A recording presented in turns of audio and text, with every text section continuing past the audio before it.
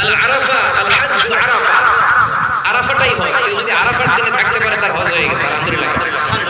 আর হজের সব করেছে, আরাফা করে নাই, হজ হবে না? কথা বলেন, হজ হবে? তার মানে বছরের শ্রেষ্ঠ দিন আরাফার দিন। এদিন আল্লাহ এত সংখ্যক বান্দাকে একসাথে ক্ষমার ঘোষণা দেন, বছরের কোনো দিন এত মানুষকে ক্ষমা করেন না। আবার শয়তান ওই দিনে এতটা লাঞ্ছিত বোধ করে, এতটা অপমান বোধ করে, বছরের কোনো দিন শয়তান এত অপমানিত হয় না। এজন্য বিশ্বনবী বলেছেন খায়রুদ দুআ দুআ আরাফা, সবচাইতে শ্রেষ্ঠ দোয়া আরাফার দিনের দোয়া।